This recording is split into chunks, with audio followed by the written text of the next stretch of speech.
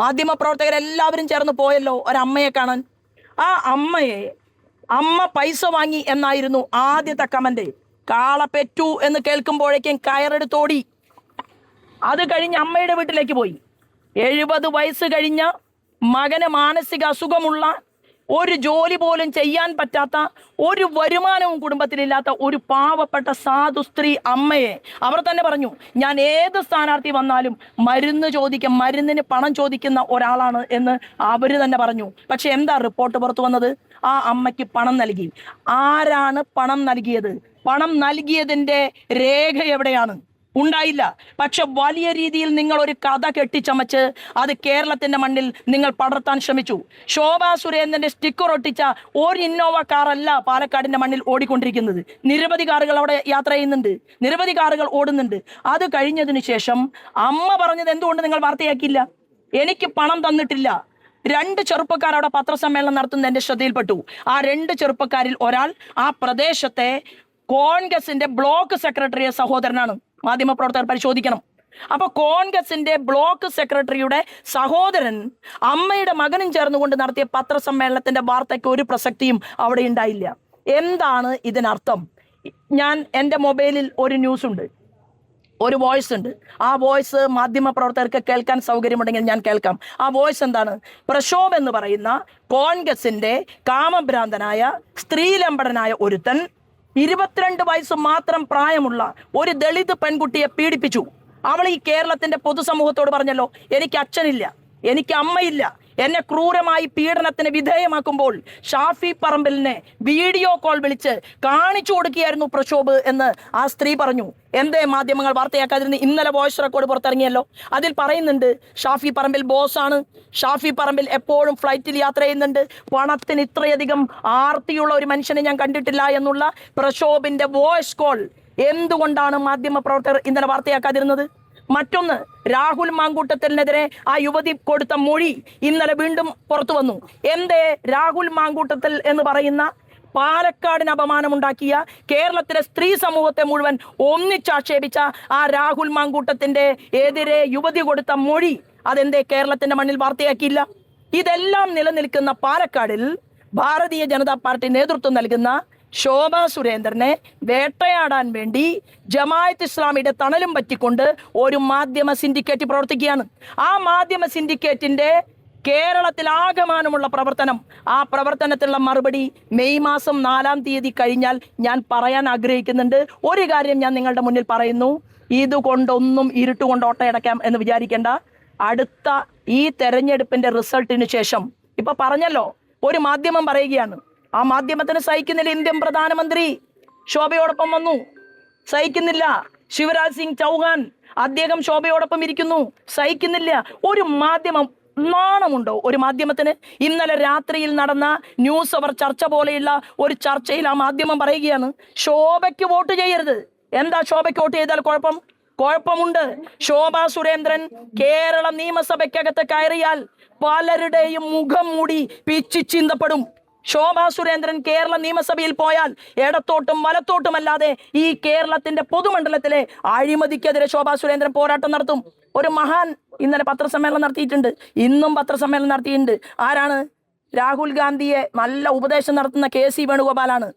ആ KC വേണുഗോപാലിന്റെ solar കഥകളും ഒന്നും ഞാനിപ്പോൾ പറയുന്നില്ല, അത് എൻ്റെ മര്യാദ കൊണ്ടാണ്. പക്ഷെ ഒരു കാര്യം ഞാൻ പറയാം, KC Venugopal, mister KC Venugopal, നിങ്ങളല്ലേ 500 രൂപയുടെ നോട്ട് കെട്ടുകളുടെ മുകളിൽ അടയിരുന്നത്? ഒരു മാധ്യമം കേരളത്തിൽ പുറത്തുവിട്ടില്ലേ?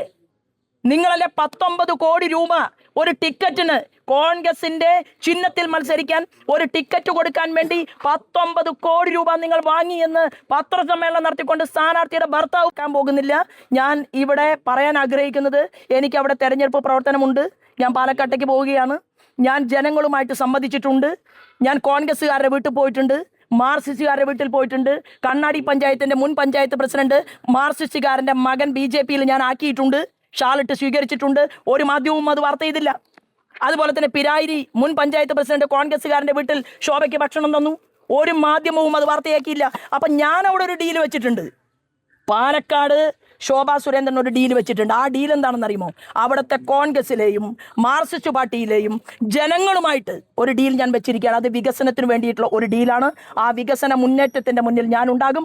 പാലക്കാട് വലിയ ഭൂരിപക്ഷത്തിൽ അവിടുത്തെ ജനങ്ങൾ ശോഭയെ വിജയിപ്പിക്കുമെന്നുള്ള ഉറപ്പ് എനിക്കുണ്ട്. അല്ലെങ്കിൽ വോട്ടിന് വേണ്ടി പണം നൽകിയതിന്റെ ദൃശ്യങ്ങൾ സഹിതം പുറത്തു വന്നതാണ്. പോലീസ് ഈ വിഷയത്തിൽ കേസ് എടുത്തിട്ടുണ്ട്. അപ്പോൾ ഈ ഒരു സാഹചര്യത്തിൽ താങ്കൾ ഇങ്ങനെ ഒരു പ്രതികരണം നടത്തുന്നത് അതിലെന്തുകൊണ്ടാണ് കൃത്യമായൊരു പ്രതികരണം വരാത്തത്? ആരാണ് കൊടുത്തത്? കൊടുത്ത വ്യക്തിയുടെ മുഖം സഹിതം തെളിയിക്കണം. അതിന്റെ ബാധ്യത കേരള പോലീസിനുണ്ട്. പ്രക്ഷോഭം എന്ന് പറയുന്ന പെണ്ണുപിടിയെ പിടിക്കാൻ പറ്റാത്ത പാലക്കാടിലെ പോലീസ്, കേരളത്തിലെ പോലീസ് ശോഭാ സുരേന്ദ്രനെതിരെ 100 കണക്കിന് കേസ് എടുത്തിട്ടുണ്ട്. ഒരാളുടെയും അതിർത്തി തർക്കത്തിന് പോയിട്ടില്ല. ഞാൻ 10ാമത്തെ തെരഞ്ഞെടുപ്പിലാണ് മത്സരിക്കുന്നത്. 9 തെരഞ്ഞെടുപ്പുകളിലും ശോഭയ്ക്കില്ലാത്ത ഒരാരോപണം എങ്ങനെ ഈ 10ാമത്തെ തെരഞ്ഞെടുപ്പിലുണ്ടായി? എങ്ങനെ ഈ ആർട്ടിഫിഷ്യൽ വീഡിയോ ഉണ്ടാക്കപ്പെട്ടു? അതിന്റെ പിറകിൽ ഏത് മാധ്യമ പ്രവർത്തകനാണ് പ്രവർത്തിച്ചത്? ഞാൻ വളരെ വ്യക്തമായി ഇന്നലെയും പറഞ്ഞിട്ടുണ്ട്. മീഡിയ വണ്ണിന്റെ മാധ്യമ പ്രവർത്തകനെ നീതിന്യായ കോടതിയുടെ മുന്നിൽ ഞാൻ മുട്ടുകുത്തിക്കും എന്ന് ഞാൻ പറഞ്ഞിട്ടുണ്ടെങ്കിൽ അത് ഈ പൊതുപ്രവർത്തനം 30 വർഷം ചെയ്ത എനിക്കെതിരെ എന്ത് ചെയ്തു? എനിക്കെതിരെ ഈ ആരോപണം ഉന്നയിക്കുന്നതിന് മുമ്പ് കലക്ടർക്ക് പരാതി കൊടുത്തില്ലേ? തലേ ദിവസം കലക്ടർക്ക് പരാതി കൊടുത്തു. തലേ ദിവസം കലക്ടർക്ക് പരാതി കൊടുത്തതിന് ശേഷമാണ് കഥയുണ്ടാക്കുന്നത്. പിറ്റേ ദിവസമാണ് വീഡിയോ ക്രിയേറ്റ് ചെയ്യുന്നത്. എന്താ നടന്നു പോകുന്ന സ്ത്രീ ശോഭാ സുരേന്ദ്രന്റെ കാറിലേക്ക് കയറുന്ന ഭാഗം മാത്രമില്ലാത്തത്? കാറിലേക്ക് നോക്കൂ, എന്നത്തെ ദൃശ്യമാണത്? ശോഭാ സുരേന്ദ്രന്റെ അല്ല അത് ഇന്നലത്തെ ദൃശ്യമാണോ? നിങ്ങൾ ലാബറട്ടറിയിലേക്ക് പരിശോധനയ്ക്ക് അയച്ചിട്ടുണ്ടോ?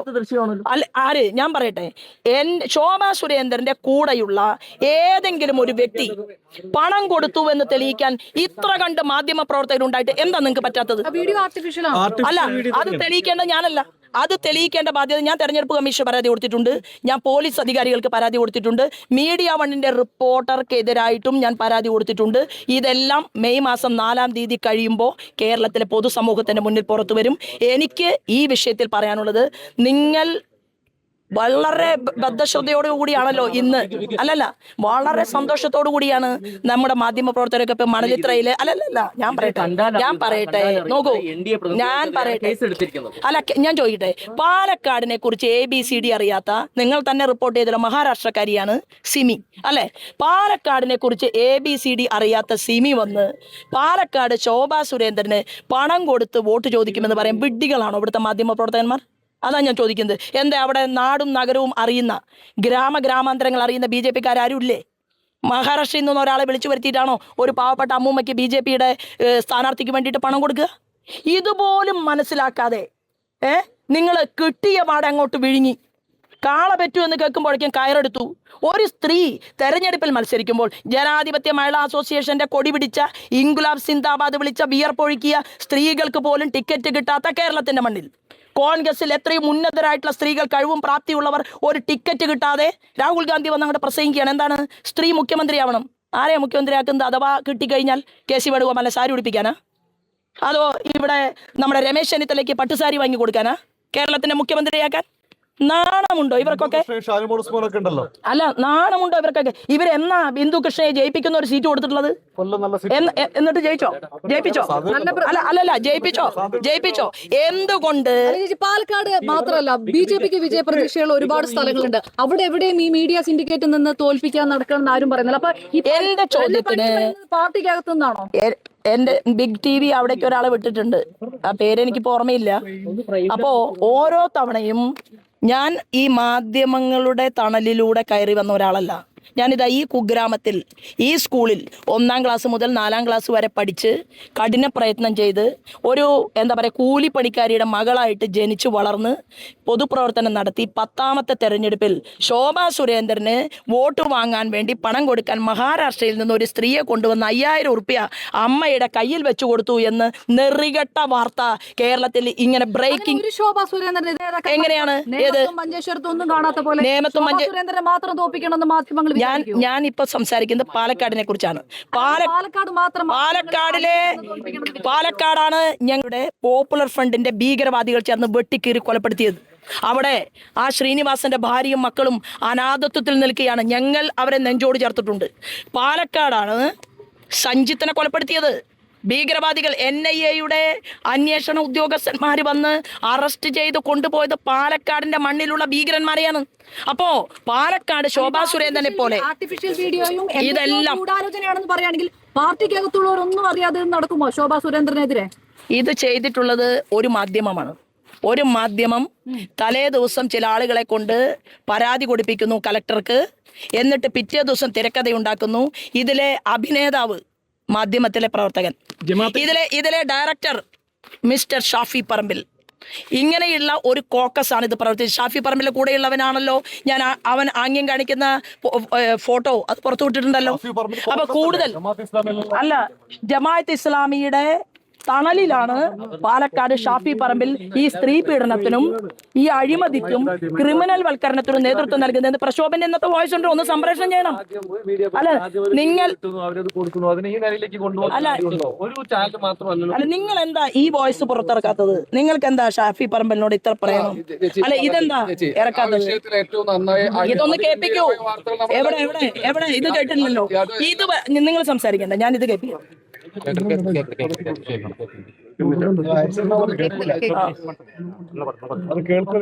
അത് കേൾക്കില്ല. അപ്പൊ എല്ലാവർക്കും അയച്ചു കൊടുക്കാം. അപ്പൊ ഞാൻ പറഞ്ഞു വരുന്നത്, നിങ്ങൾക്ക് ജമാഅത്ത് ഇസ്ലാമിയും പോപ്പുലർ ഫ്രണ്ടുമായി ഷാഫി പറമ്പിലിന്റെ ബന്ധമുണ്ടോ എന്നുള്ളത് പഴയ സ്ഥാനാർത്ഥി വടകരയിലെ ശൈലജ ടീച്ചറോട് ചോദിച്ചാൽ മതി. അവരിപ്പോ എന്ത് മാറ്റി പറയും എന്നതിനെ കുറിച്ച് എനിക്കറിയാം. സൈബർ അറ്റാക്ക് എന്താണ്? എറണാകുളത്ത് നിന്ന് ഒരാൾ വന്നിട്ടുണ്ട്, ഒരു പരാതി എന്നൊക്കെ പറഞ്ഞത് അതൊരു വല്ലാത്ത തെറ്റിദ്ധരിപ്പിക്കലായി പോയില്ലേ? ഇലക്ഷന്റെ തലേദിവസം അങ്ങനെ ഒരു കൃത്യമായ ഒരു തെളിവൊന്നും ഇല്ലാതെ ഒരു ആരോപണം നടത്തുന്ന പോലെ ആയില്ലേ? അല്ല, അപ്പൊ ശോഭാ സുരേന്ദ്രനെ തെറ്റിദ്ധരിപ്പിക്കുന്നതുകൊണ്ട് നിങ്ങൾക്ക് ആർക്കും ഒരു കുഴപ്പമില്ല. അല്ലല്ല, എന്താ വീഡിയോ? നിങ്ങൾ എന്ത് വാർത്തയാണ് എഴുതിയത്? പണം കൊടുക്കുന്നത് നിങ്ങളുടെ കയ്യിലില്ല, പണം കൊടുക്കുന്ന സ്ത്രീയുടെ മുഖം നിങ്ങളുടെ കയ്യിലില്ല. അവിടെ തൊട്ടടുത്ത് നിൽക്കുന്ന വിനേഷ് രാഗ എന്ന് പറയുന്ന വിനേഷ് സർഗ എന്ന് പറയുന്നവന്റെ തൊട്ടടുത്ത് നിന്നാണോ BJP സ്ഥാനാർത്ഥിക്ക് വേണ്ടി പണം കൊടുക്കുക? ആണോ? എന്താ തലയ്ക്കകത്ത് ആൾതാമസമില്ല ഇവിടുത്തെ മാധ്യമ പ്രവർത്തകർക്ക്? അപ്പോൾ നിങ്ങൾ എല്ലാവരും ചേർന്ന്, ഒരു വിഭാഗം ആളുകൾ ചേർന്ന് നടത്തുന്ന ഈ ഗൂഢാലോചനയെ പോലീസ് അധികാരികൾ അന്വേഷിച്ച് കണ്ടെത്തണം. 2 തെരഞ്ഞെടുപ്പ് കമ്മീഷന് ഞാൻ പരാതി കൊടുത്തിട്ടുണ്ട്. 3 മാധ്യമ പ്രവർത്തകർ ഇതിന്റെ യഥാർത്ഥ നിജസ്ഥിതി പരിശോധിക്കണം എന്ന് കൂടി ഞാൻ ആവശ്യപ്പെടുന്നു.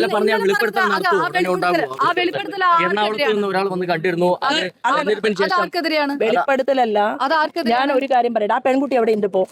പീഡിപ്പിക്കപ്പെട്ട പെൺകുട്ടി, പലർക്കും ആ പെൺകുട്ടിയെ കാഴ്ചവെച്ചിട്ടുണ്ട് രാഹുൽ മാങ്കൂട്ടം. ആ പെൺകുട്ടി ഇപ്പൊ എവിടെയാണ്? നിങ്ങൾ അന്വേഷിച്ചോ മാധ്യമ പ്രവർത്തകർ? ദളിത് പെൺകുട്ടി പ്രക്ഷോഭും ഷാഫി പറമ്പിലും ആശാനും ശിഷ്യനും കൂടിയിട്ട് പീഡിപ്പിച്ച ഈ പെൺകുട്ടിയുമായി UDF-ന്റെ ഇപ്പോഴത്തെ സ്ഥാനാർത്ഥിക്ക് ബന്ധമുണ്ടോ ഇല്ലയോ തെളിയിക്കണ്ടേ? ബന്ധമുണ്ടോ ഇല്ലയോ തെളിയിക്കണോ വേണ്ടയോ? ബന്ധമുണ്ടോ? അത് തെളിയിക്കും. ഞാൻ അല്ലല്ല, അത് നിങ്ങൾക്ക് എന്തിനാ ധൃതി? ഞാൻ വികസനമാണ് ചർച്ചയാക്കാൻ ആഗ്രഹിക്കുന്നത്. ഈ വിഷയങ്ങൾ ഞാൻ 10-ാം തീയതിക്ക് ശേഷം പറയും. എന്നെ പല പെൺകുട്ടികളും വന്ന് കണ്ടിട്ടുണ്ട്, പീഡിപ്പിക്കപ്പെട്ട പെൺകുട്ടികളുമുണ്ട്. എന്റെ ചോദ്യത്തിന് ഉത്തരം പറയൂ. എവിടെയാണ് ആ പെൺകുട്ടി? അവളെ കൊന്നോ? ദളിത് പെൺകുട്ടി എവിടെ? അവൾ മരിച്ചോ? അവളെ ഏതെങ്കിലും നാട്ടിലേക്ക് നാട് കടത്തിയോ? അതോ ഷാഫി പറമ്പിലിന്റെയും പ്രക്ഷോഭിന്റെയും അതുപോലെ തന്നെ ഈ ഗുണ്ട ക്രിമിനൽ സംഘത്തിന്റെ ഇത് വലിയ ആരോപണമാണ്. അറിയാന്നാണോ പറയുന്നത്? തീർച്ചയായിട്ടും അറിയാം. എല്ലാ പ്രക്ഷോഭിന്റെ കഥകൾ അറിയാം, ഷാഫി പറമ്പിലിന്റെ കഥകൾ അറിയാം, കൂട്ടത്തിൽ പല കഥകളും അറിയാമെന്നുള്ള കാര്യത്തിൽ എവിടെയാണ് അവർ ഒളിപ്പിച്ചിരിക്കുകയാണോ അല്ലയോ അതൊക്കെ അറിയാം. അത് അന്വേഷിക്കണം, മാധ്യമ പ്രവർത്തനം അന്വേഷിക്കണം. ദളിത് പെൺകുട്ടി പറഞ്ഞു എനിക്ക് അച്ഛനില്ല, എനിക്ക് അമ്മയില്ല, എനിക്ക് വേണ്ടി ചോദിക്കാനും പറയാനും ആരുമില്ല എന്ന് പറഞ്ഞ ആ പെൺകുട്ടി ജീവനോടെ ഉണ്ടോ എന്ന് മാധ്യമ പ്രവർത്തകർ അന്വേഷിച്ച് കണ്ടെത്തണം എന്നാണ് എനിക്ക് ഇതിനെക്കുറിച്ച് പറയാനുള്ളത്. ഏറ്റവും പുതിയ വാർത്തകളും വിശേഷങ്ങളും വിരൽ തുമ്പിലറിയാൻ സീ മലയാളം ന്യൂസ് എല്ലാ ഡിജിറ്റൽ പ്ലാറ്റ്ഫോമുകളിലും ലഭ്യം.